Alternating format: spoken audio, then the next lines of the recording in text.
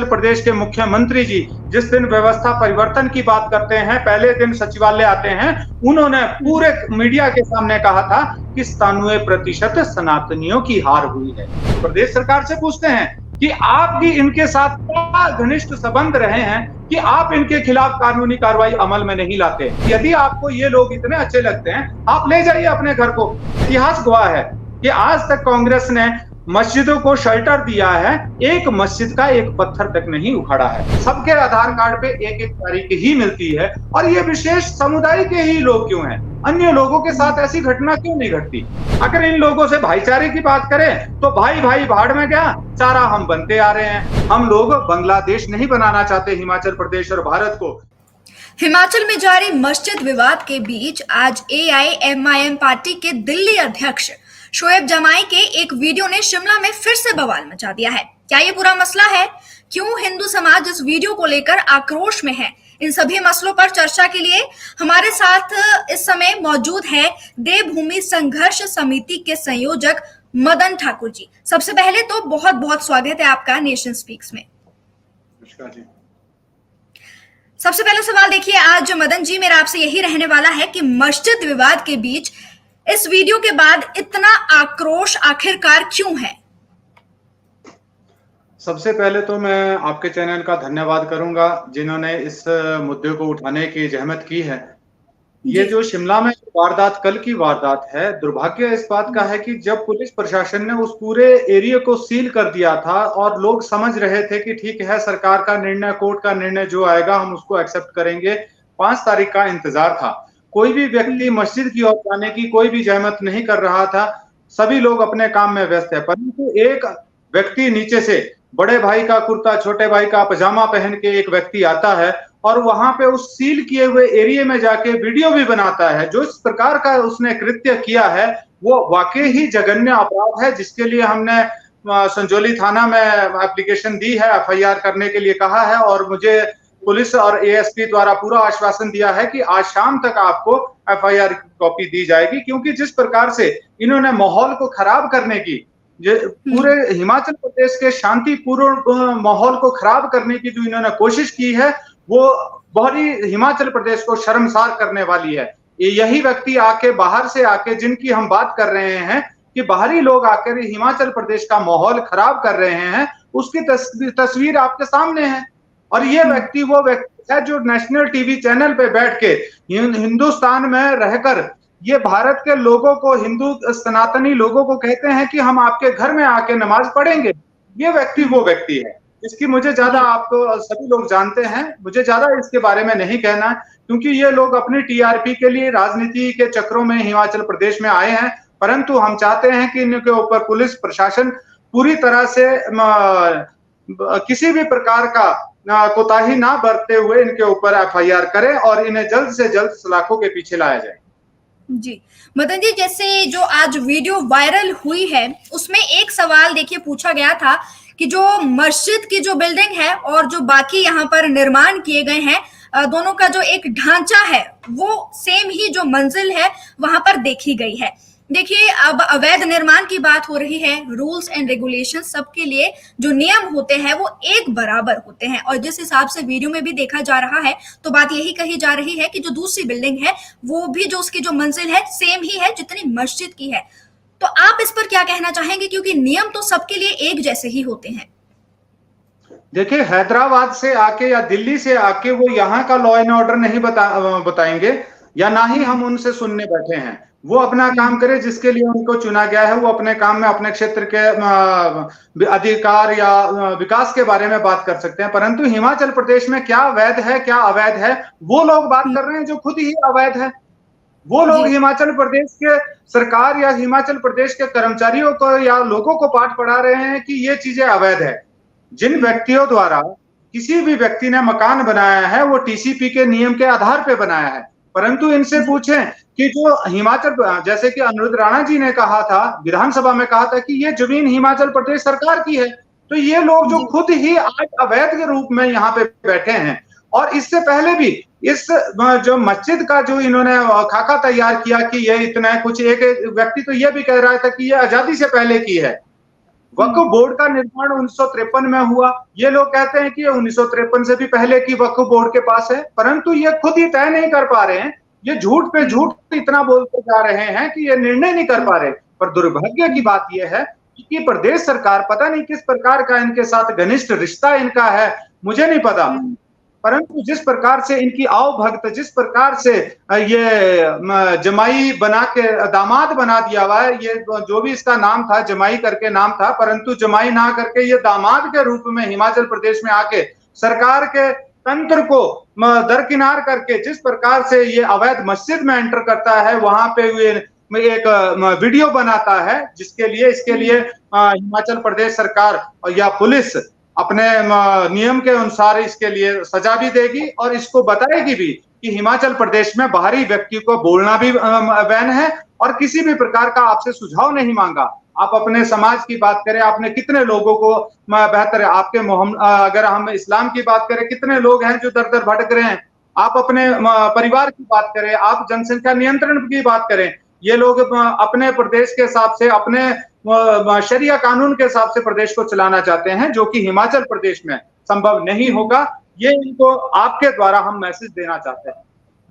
जी, इसी के साथ साथ देखिए मदन जी, बीते कुछ दिनों की अगर मैं बात करूं तो एक और चीज काफी ज्यादा वायरल हो रही थी कि कुछ जो आधार कार्ड है, कुछ लोगों के विशेष समुदाय की अगर मैं बात करूं, जो बाहर से लोग यहाँ पर आ रहे हैं, उनकी जो डेट ऑफ बर्थ है उसमें एक सिमिलैरिटी जरूर पाई गई है। 88 जो है आधार कार्ड चेक किए गए थे, 46 उसमें से ऐसे थे जिनकी जो डेट ऑफ बर्थ है वो 1 जनवरी के आसपास कुछ ऐसी बताई जा रही थी। आपको क्या लगता है कि ये गड़बड़ी कैसी है? क्योंकि ये चेकिंग तो पहले से होनी चाहिए, क्योंकि ये जो लोग हैं पहले से हिमाचल में आ रहे हैं, उस दौरान ऐसी चेकिंग नहीं की गई थी, लेकिन अब जो है ये मुद्दा काफी ज्यादा जो है काफी लाइमलाइट की अगर मैं बात करूं तो काफी ज्यादा आ चुका है। आप इस पर क्या कहेंगे? जहां तक बात आधार कार्ड की है, तो आपने देखा होगा सोशल मीडिया में जानवरों के भी आधार कार्ड बनाए गए हैं। ये प्रश्न चिन्ह आधार कार्ड बनाने वाली कंपनी पे है, जिन्होंने आधार कार्ड को एक के माध्यम से एक जरिया बनाया। आप सनातनी लोगों के, हिंदुस्तान में पूरे जितने भी लोग हैं सनातनी, उनके मेरे ख्याल से 1% ही व्यक्ति होंगे जिनके कोई सिमिलर डेट ऑफ बर्थ आएगी। परंतु ये तो सौभाग्य इन लोगों के साथ, जब हमने इनको सारा चेक किया, क्योंकि हम पिछले 1-1.5 साल से इस कार्य को कर रहे हैं, हमने तरह तरह के लोगों को पाया है जो हिमाचल प्रदेश में बिना किसी स्वीकृति के घूम रहे हैं। सबके आधार कार्ड पे 1-1 तारीख ही मिलती है, और ये विशेष समुदाय के ही लोग क्यों हैं? अन्य लोगों के साथ ऐसी घटना क्यों नहीं घटती? बात ये है कि ये लोग जानबूझ के डुप्लीकेट कहां से क्या क्या चीजें बना के आ रहे हैं, या इनकी सेटिंग कहां कहां पे है, ये कहना मुश्किल है।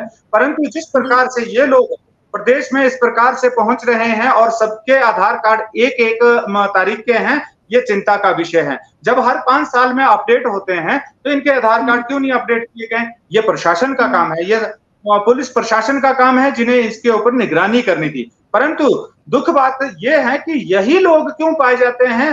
तरह तरह की जो घटनाएं घटती है, चाहे चोरी की वारदात है, चाहे किसी की महिला को छेड़ना हो, चाहे लव जिहाद की बात है, चाहे स्ट्रीट में आप अतिक्रमण की बात हो, यही लोग क्यों आते हैं जो 1-1 तारीख के हैं? अन्य लोग क्यों नहीं आते? तो ये हम आप लोगों को समझने की बात है, क्योंकि हिमाचल प्रदेश में अभी बहुत सारे लोग इसके ऊपर राजनीति करने की कोशिश कर रहे हैं। वो अपना राजनीतिक स्वार्थ निकालना चाह रहे हैं। बहुत सारी जगह में अभी इलेक्शन है, तो बहुत सारे राजनीतिक दल ये भी चाह रहे हैं कि कहीं हमारा ये विशेष वर्ग का जो वोट है वो चिटक ना जाए।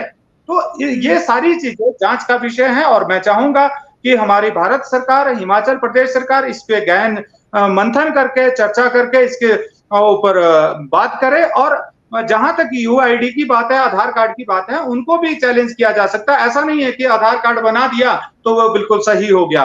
बहुत सारी खामियां होगी, परंतु उसको दुरुस्त करने की आवश्यकता भी है।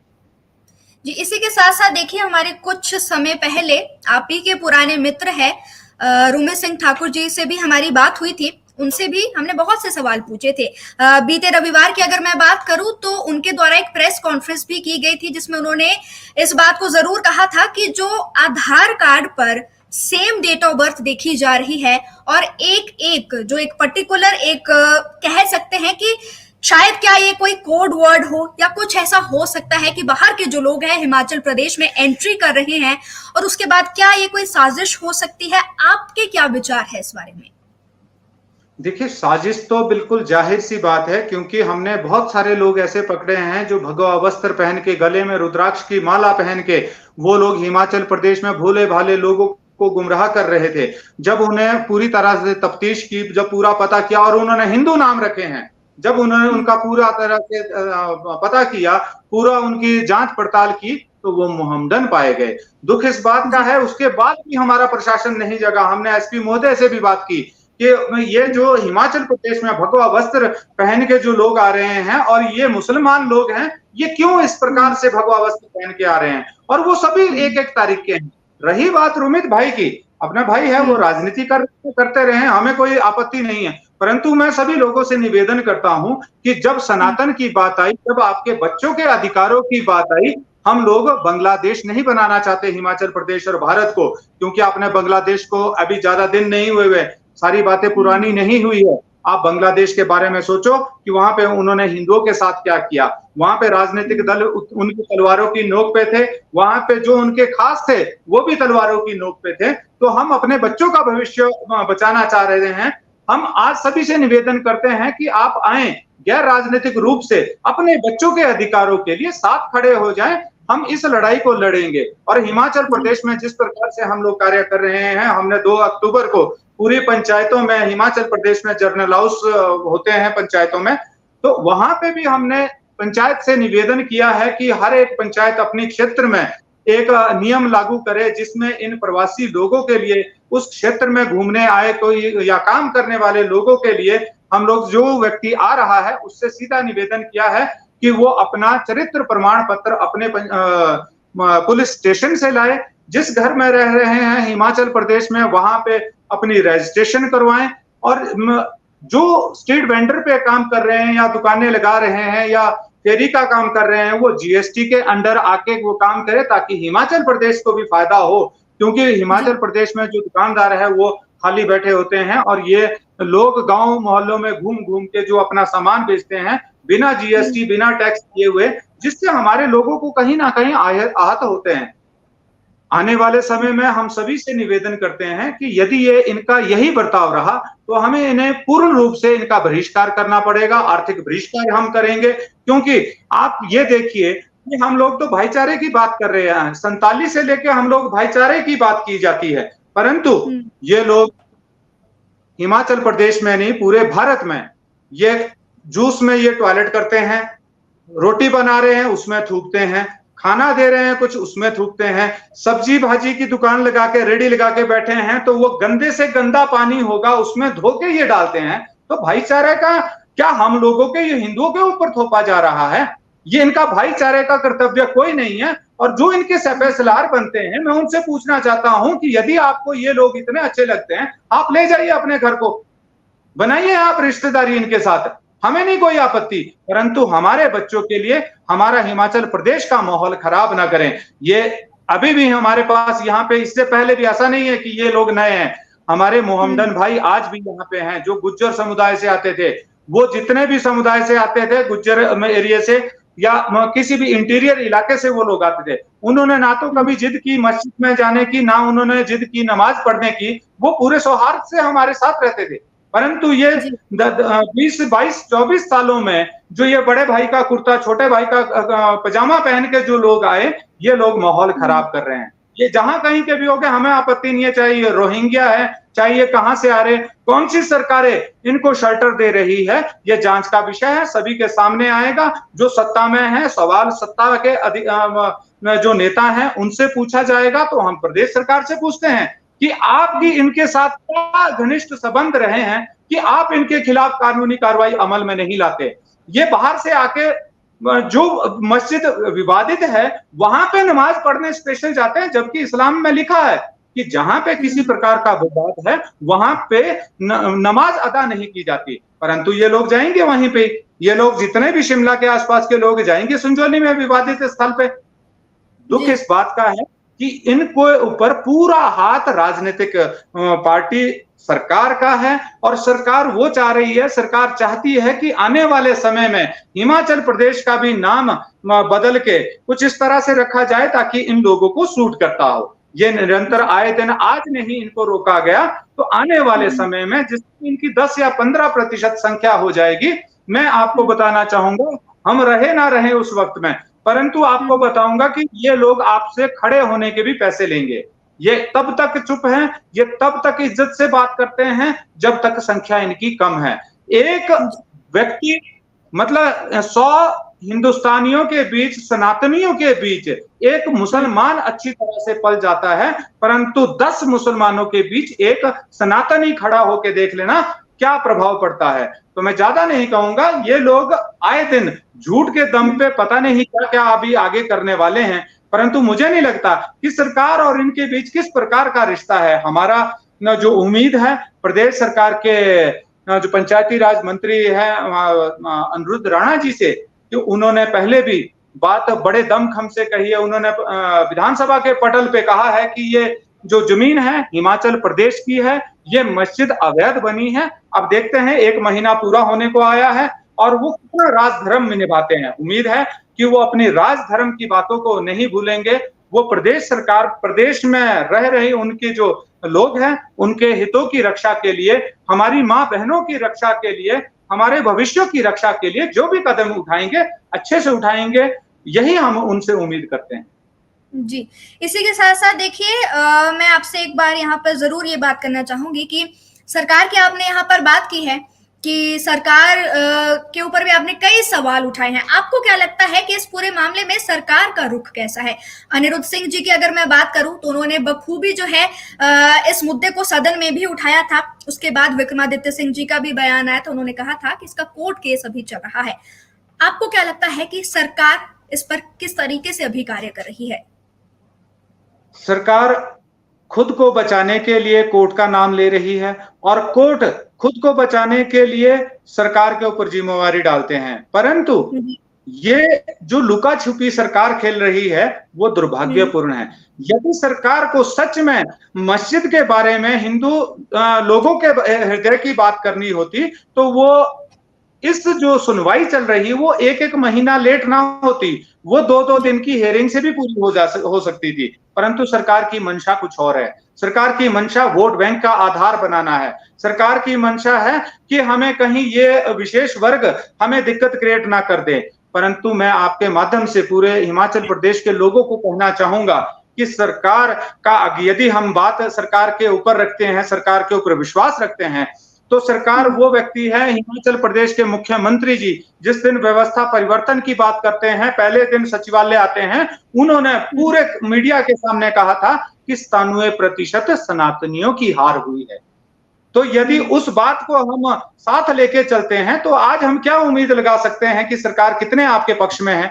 सिर्फ एक अनिरुद्ध राणा जी से और विक्रमादित्य जी से हम लोग उम्मीद लगाए बैठे हैं क्योंकि राज परिवार से हैं और जो भी वो निर्णय लेंगे वो बेहतर लेंगे, पर बशर्त अभी तक जिस प्रकार से उन्होंने निर्णय लिया था उन्हें भी दबाव झेलना पड़ रहा है। वो किस प्रकार का दबाव वो झेल रहे हैं आप उनसे ज्यादा के ज्यादा वो बताएंगे कि पूरे हाई कमान शिमला आना पड़ा, पूरे हाई कमान को इसके ऊपर चर्चा करनी पड़ी क्योंकि ये लोग नहीं चाहते कि हम लोग कहीं भी, क्योंकि और इतिहास गवाह है कि आज तक कांग्रेस ने मस्जिदों को शेल्टर दिया है, एक मस्जिद का एक पत्थर तक नहीं उखाड़ा है। तो हम निर्णय सिर्फ हमारा या उम्मीद है तो हमारी सिर्फ विक्रम आदित्य जी से और राणा अनिरुद्ध जी से है। बाकी सरकार ने तो अपनी कथनी और करनी आपके सामने रखी है कि झूठ बोल के आए थे, झूठ बोल के सत्ता में आए थे, चाहे वो 1500 की बात करे, चाहे वो गोबर उठाने की बात करे, चाहे 1 लाख नौकरियों की बात करे, परंतु आज फ्री बिजली की बात करें, आज बिजली के भी पैसे लिए जा रहे हैं,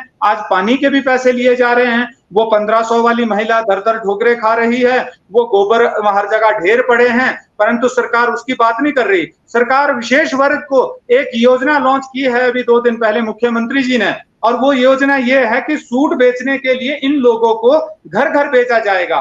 कौन जिम्मेवारी लेगा? कौन जिम्मेवारी लेगा? अगर किसी हमारी बेटी के साथ अगर दुर्घटना घट गई, कौन जिम्मेवारी लेगा? सरकार की कथनी और करनी में अंतर यही दिखता है कि जिस प्रकार से सरकार ने मस्जिद को Z+ श्रेणी में रखा है, डीएसपी अधिकारी वहां पे बैठे हैं उसकी सुरक्षा के लिए, अगर ये सुरक्षा हमारी बेटियों को दी होती तो गुड़िया जैसा जघन्य अपराध हिमाचल प्रदेश ना होता। उस वक्त भी कांग्रेस सरकार थी। ये जो कथनी और करनी में फर्क है, सरकार का शरेआम दिखता है और लोगों को समझना अब लोगों को है। लोगों को समझना है कि आपने किसको चुना। मैं किसी भी राजनीतिक दल को अच्छा नहीं मानता। मैं कहता हूं कि हम लोग गैर राजनीतिक रूप से इस लड़ाई को लड़ रहे हैं, परंतु दुख बात इस बात का है और पूछना भी हमें सरकार से पड़ेगा। विपक्ष से हमें थोड़ी लेना देना। विपक्ष से जब वो सत्ता में जाएगा तब पूछेंगे, परंतु आज कांग्रेस सरकार सत्ता में है, निर्णय कांग्रेस सरकार के होंगे, ना कि भारतीय जनता पार्टी के। जी, आपने जैसे यहाँ पर अभी विपक्ष की भी बात की, तो क्या अभी कुछ आपकी मुलाकात विपक्ष के किसी नेता से हुई हो? क्या उनसे वार्तालाप करने की आपने कोशिश की है? क्योंकि प्रदेश सरकार जो है, जैसे कि आपका कहना है कि आपकी बातों को नहीं सुना जा रहा है, जिस तरीके से प्रदेश सरकार को काम करना चाहिए उस तरीके से नहीं किया जा रहा है, तो क्या कभी आपने सोचा है कि इस मुद्दे पर आपको विपक्ष से कुछ ना कुछ मदद जरूर मिल सकती है? क्या आपने कुछ ऐसा ट्राई किया है अपनी तरफ से? ना तो हमने कोई ऐसा ही पहल की है, सिर्फ हम लोग सामाजिक मुद्दों की बात लेके पहले अपने गांव से इनका बहिष्कार करने की तैयारी में है कि हम लोग जब इनका आर्थिक बहिष्कार करेंगे तो जो अपने भाई जो यहाँ के मूल निवासी हैं, जो गुज्जर भाई यहाँ पे रहते हैं, वो भाई आज भी हमारे हैं। हम उनका ना तो बहिष्कार करेंगे, ना ही उनको अपने से अलग रखेंगे, परंतु ये जो बाहर से लोग आ रहे हैं इनका आर्थिक बहिष्कार किया जाएगा और करते रहेंगे जब तक ये लोग नीचे से देखना पड़ेगा, परमाणु से दूर से देखना पड़ेगा कि एक टाइम था जो हिमाचल में भी हम लोग आतंक मचाना चाहते थे। आज दुखद बात इस बात की है कि अगर हम लोग इनसे अपनी बात रखने की बात करें, अब उस देश में ये हालत हो चुकी है कि गणेश विसर्जन के लिए पत्थरबाजी की जा रही है, दुर्गा पूजन में पत्थरबाजी की जा रही है, हमारे कोई भी त्योहार है वहां उस दिन वहां पे पत्थरबाजी की जा रही है। जम्मू कश्मीर में अगर अमरनाथ यात्रा है तो 50,000 भाइयों फौजियों के बीच में वो यात्रा सुरक्षा की में निकाली जाती है। आप बताएं, हम विश्वास करें तो किसके ऊपर? सरकारें के ऊपर विश्वास करें तो सरकार इनको शेल्टर देती है, हम लोगों के ऊपर डंडे बरसाती है, इन लोगों को शेल्टर देती है। अगर इन लोगों से भाईचारे की बात करें तो भाई भाई भाड़ में गया, चारा हम बनते आ रहे हैं, 47 से लेके चारा ही बनते आ रहे थे। आप मुझे एक चीज बताइए, आपके माध्यम से मैं लोगों को पूछना चाहूंगा कि जब 47 में बंटवारा हुआ था, 1947 में बंटवारा किस आधार पे किया गया? बंटवारे का आधार यही था कि एक बना दिया इस्लाम देश, दूसरा बना दिया धर्मनिरपेक्ष। जो धर्मनिरपेक्ष की इन्होंने जो वैदिक जो दवाई दी ना, जिसका हम लोग 70 साल से अभी तक वो पॉइजन अंदर निकला नहीं जा रहा है। हमारे 28% पाकिस्तान में हिंदू हुआ करते थे, आज 4% बच गए हैं। 22% लोग, 22 से 24% लोग बांग्लादेश में हैं, आज 3-3.5% लोग वहां पे हिंदू बच चुके हैं। तो ये कौन से भाईचारे की बात करें? जो ये कुछ एक लोग एक प्रोपेगेंडा चला रहे हैं, हमें भाईचारा बनाना है, भाईचारा बनाना है। उनसे पूछिए क्या आप टॉयलेट किया हुआ जूस पिएंगे इनका?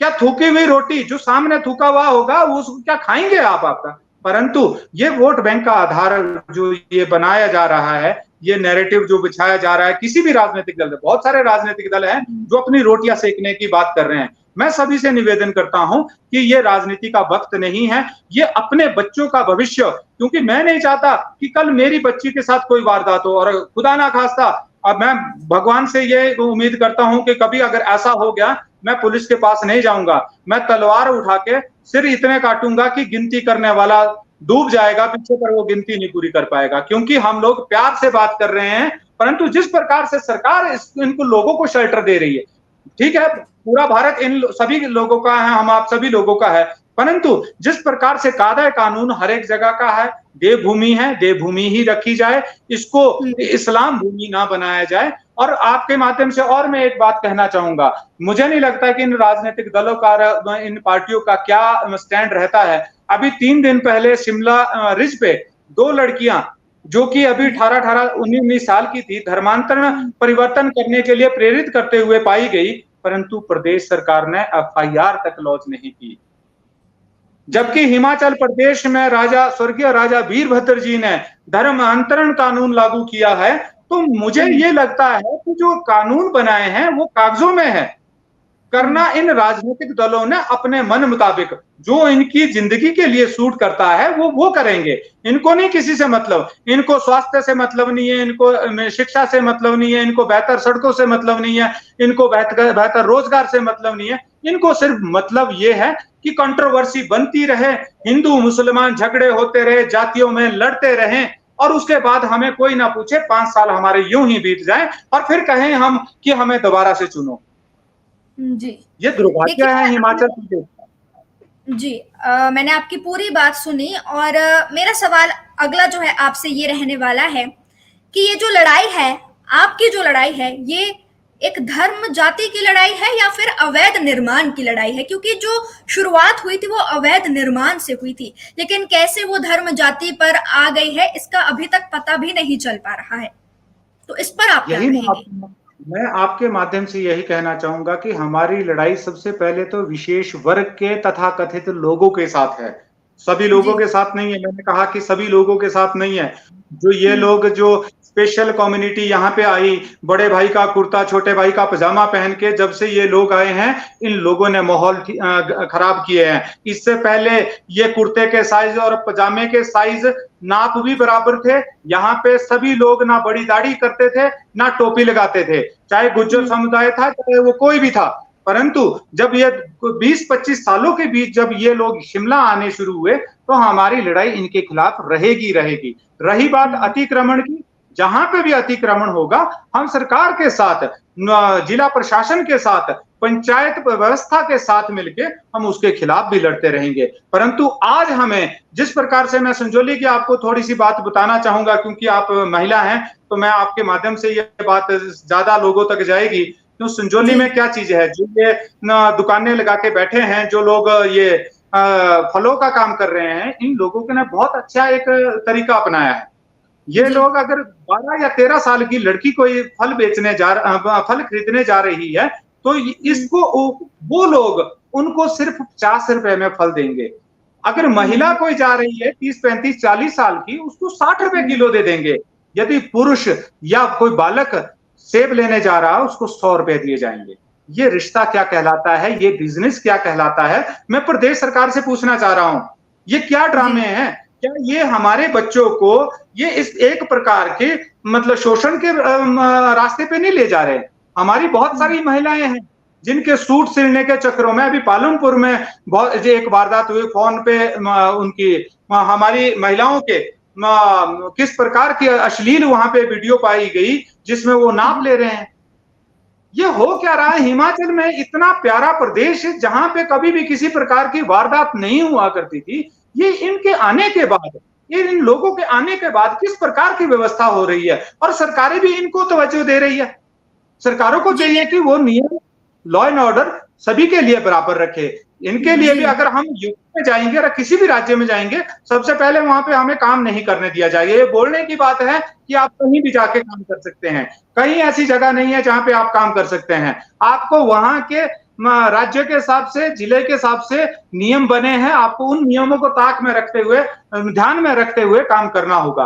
परंतु ये न्यारी बात हिमाचल प्रदेश की है, जहां पे हर कोई आता है, मुंह चक्के आता है, टैक्स हम लोग दे रहे हैं, मजे ये लोग कर रहे हैं, इनकम टैक्स हम दे, जीएसटी हम दे, और ये पूरा प्रदेश की जो तिजोरियां खोली है वो इन लोगों के लिए खोली है। Z+ सिक्योरिटी इन लोगों को है, हम लोगों के ऊपर लाठियां भांजी जाती है। दुर्भाग्य है इस प्रदेश। जी, इसी के साथ साथ देखिए, अगला सवाल मेरा आपसे यही रहने वाला है कि आपने भी कहा था कि हिमाचल प्रदेश का जो माहौल है, शांतिपूर्ण राज्य है हमारा, देवभूमि इसे कहा जाता है, लोग घूमने के लिए यहाँ पर आते हैं। लेकिन जो अभी देखने को मिल रहा है हिमाचल प्रदेश में बीते कुछ दिनों से, संजौली से ये विवाद शुरू हुआ था, फिर मंडी तक गया, कसुम्पटी तक गया, सोलन तक गया, और कैसे ये पूरे प्रदेश भर में फैल चुका है। हर जगह जो है प्रदर्शन किए जा रहे हैं, लाठीचार्ज किया जा रहा है। आपको नहीं लगता कि हिमाचल प्रदेश जो एक बहुत ही शांतिपूर्ण एक राज्य है, वहां का माहौल जो है पूरे तरीके से खराब करने की एक कोशिश की जा रही है? क्योंकि हिमाचल प्रदेश में आज से पहले ऐसा कभी भी देखने को नहीं मिला था। हिमाचल प्रदेश की जो भी भौगोलिक परिस्थिति थी, इससे पहले बड़ी, मैंने कहा ना कि 20 से 25 सालों के बाद बीच में जो ये समय आया, वो बहुत खराब करने वाला था। मुद्दा यही कि ये पूरे हिमाचल प्रदेश में आग क्यों जल रही है? आग इसलिए जल रही है कि जगह जगह इन लोगों ने अवैध मजारे बनाई जा रही है। पिछले साल हम लोग प्रदेश सरकार से मांग कर रहे थे कि हम लोग आवारा पशुओं के लिए सरकार हमें को प्रदेश सरकार हमें कोई सरकारी जगह दे जहां पे हम गौ सदन खोलें और हिमाचल प्रदेश के जितने भी आवारा गौवंश हैं उनको एक जगह एकत्रित करें। परंतु हिमाचल प्रदेश सरकार ने हमें मना किया। परंतु उन्होंने हमारे जो डिप्टी सीएम साहब है उन्होंने 6 एकड़ जमीन 5 या 6 एकड़ जमीन वहां पे 2 परिवारों के लिए क्या बोलते हैं कब्रिस्तान के लिए, क्या 2 परिवारों के लिए पूरे क्या 50 गांव के लोग वहां पे दबाना था उनको? क्या वो कबड्डी खेलेंगे वहां पे दबाने के बाद वो अंदर मैच चलेंगे, क्रिकेट मैच खेलेंगे? दुर्भाग्य इस बात का है कि हिमाचल प्रदेश में ये जब सरकारें जब जब भी सत्ता में आती है और इनको चाहने वाले जब भी सत्ता में बैठते हैं ये कुछ इस तरह का षड्यंत्र करते हैं। अभी जो ये वक्फ बोर्ड का है, वक्फ बोर्ड का अभी हमने आरटीआई के माध्यम से हर एक जिला स्तर पे लगाई है, वक्फ बोर्ड में लगाई है कि पूरे हिमाचल प्रदेश की हमें डाटा दिया जाए, क्योंकि ये कब जाके किसकी प्रॉपर्टी अपने नाम कर दे ये कोई नहीं जानता। और आपने देखा ही होगा कि वक्फ बोर्ड के लिए किस प्रकार के नियम है कि जहां पे भी ये 3 आदमी नमाज अदा करेंगे और जो ये लिख के दे देंगे डीसी महोदय को करना पड़ेगा, डीसी महोदय पटवारी तक ऑर्डर देंगे, वो बिना इंक्वायरी के, किसी व्यक्ति को पता नहीं लगता।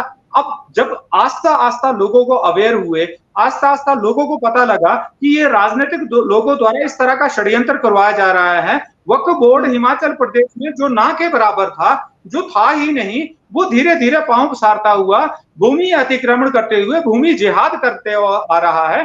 और जहां पे इन लोगों से शिमला ही परेशान नहीं है, हर एक मार्केट परेशान है। ये लोग बिना कहीं जाके, कभी अभी कुल्लू में एक वारदात हुई, जब अभी तक पुलिस प्रशासन ने उसके ऊपर कोई कार्रवाई नहीं की, चुप बिल्कुल शांत उस मामले को कर दिया, जहां पे इन्होंने गांव में जाके एक छोटी बच्ची को काटा। जी।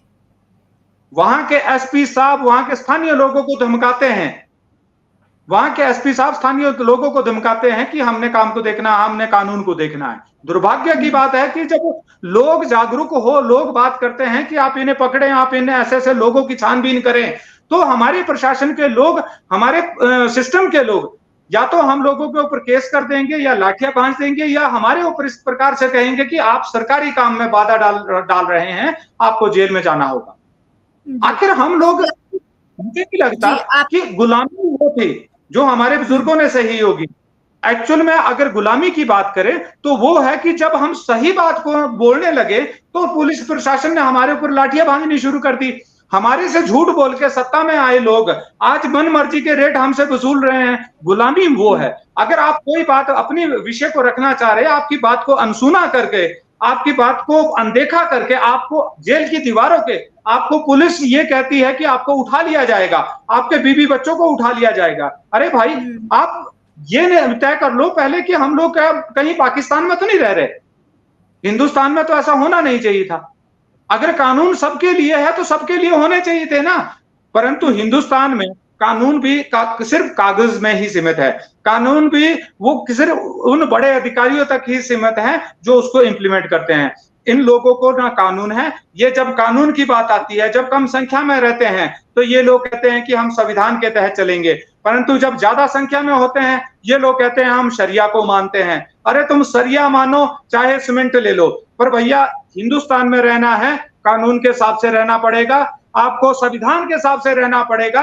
ये नहीं चलेगा कि आप अपनी मनमर्जी से आए, मुंह चक के आए, लंबी दाढ़ी रख दी, अपने छोटे भाई का पजामा पहन के आप आ लिए और आप माहौल को खराब करें। मैं आपके माध्यम से फिर से एक बार कहना चाहूंगा कि जो ये व्यक्ति हिमाचल प्रदेश में आया था, संजौली में आया था, यदि प्रदेश सरकार, हिमाचल प्रदेश पुलिस इसके ऊपर एफआईआर नहीं करती तो आने वाला समय और कठिनाई वाला होगा। हम चाहेंगे कि प्रदेश सरकार सौहार्द बनाए और इसके ऊपर एफआईआर बनाए, जो इसके ऊपर खिलाफ चार्ज बनते हैं वो लगा के, क्योंकि उसने माहौल को शांत करने की बजाय आग में घी का काम किया है। और मैं आपके माध्यम से पुलिस प्रशासन तथा पूरी सत्ता में बैठे उन लोगों तक पहुंचाना चाह रहा हूं कि इस समस्या का समाधान भी आप ही करेंगे, नहीं तो ऐसा ना हो कि युगों युगों तक आपको भी यहाँ पे कहीं एंट्री ना मिले।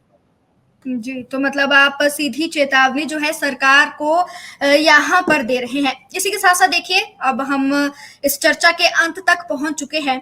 मेरा आखिरी सवाल आपसे यही रहने वाला है कि अब आगे की आप लोगों की रणनीति क्या रहने वाली है, क्योंकि बहुत से हिंदू संगठन हैं जो इकट्ठे हो चुके हैं, साथ मिलकर जो है अपनी आवाज बुलंद कर रहे हैं, अवैध निर्माण के लिए हो या जाति धर्म की अगर मैं बात करूं, हर चीज के लिए आवाज अब बुलंद की जा रही है। तो आप लोगों की आगे क्या रणनीति रहने वाली है? हम लोग 28 तारीख को शिमला में सचिवालय क्षमा करना चाहूंगा, डीसी ऑफिस में एमसी कार्यालय का विशेषकर घेराव करने की बात कर रहे हैं और हम लोग वहां पे कमिश्नर साहब से बात करेंगे और पूछने की कोशिश करेंगे, निवेदन करेंगे कि आखिर ऐसा क्या है कि 14 साल इस केस को पूर्ण करने के लिए लग रहे हैं और ऐसा कितना क्या समय लगेगा कि ये माहौल शांत ना हो और आप ऐसा क्या करेंगे, वो निर्णय कमिश्नर साहब का रहेगा। उसके माध्यम से हम लोग एसपी महोदय और डीसी साहब से भी निवेदन करेंगे और पूरे शांति बना के इस काम को करेंगे, क्योंकि हम लोग टैक्स देके जो वहां की स्थानीय प्रॉपर्टियां बनी है, सरकारी बिल्डिंगें बनी है, वो हम आप सभी के टैक्स के पैसों से बनी है। तो हम लोग ये कतई नहीं चाहेंगे कि वहां पे किसी प्रकार की तोड़ फोड़ हो और आपके माध्यम से जितने भी लोग आएंगे मैं उन सभी से निवेदन करूंगा कि हम लोग तोड़ फोड़ कोई भी नहीं करेंगे, हम शांतिपूर्वक माहौल में सरकार से बात करेंगे, सरकार एमसी से बात करेंगे, क्योंकि एमसी की जिम्मेवारी है, प्रदेश सरकार तो बाद में है, क्योंकि एमसी का क्षेत्र है, एमसी के क्षेत्र में वो आती है, तो हम सबसे पहले एमसी से बात करेंगे। उसके बाद 5 तारीख का निर्णय की बात करेंगे। यदि 5 तारीख को निर्णय बेहतर नहीं आता है और वही तारीख पे तारीख, और वो भी देखना होगा कि तारीख में कितने दिन का फर्क है, वही महीना 2 महीना लेके चल रहे हैं या 1 या 2 दिन की तारीख आगे एक्सटेंड करके जल्दी सुनवाई करने का काम करेंगे। वो आने वाला समय सरकार के साथ क्या होने वाला है, एमसी कमिश्नर के साथ क्या होने वाला है, उस प्रकार से जो भविष्य रहेगा। पर इतना मैं आपसे कहता हूं तो भविष्य में जिस प्रकार से सरकार इनका सहयोग कर रही है और इनको बिल्कुल एक दामाद के रूप में इनको पूजा जा रहा है, तो ये लगता है कि लड़ाई लंबी जाने वाली है। जी, बहुत बहुत शुक्रिया इस खास चर्चा में हमारे साथ बातचीत करने के लिए। साथ देखिए, नेशन स्पीक्स के दर्शकों को मैं यही कहना चाहूंगी कि जो भी अपडेट्स मस्जिद विवाद को लेकर आते रहेंगे, नेशन स्पीक्स यूं ही आप तक पहुंचाने की कोशिश करता रहेगा। लेकिन तब तक के लिए आप सभी बने रहिए नेशन स्पीक्स के साथ।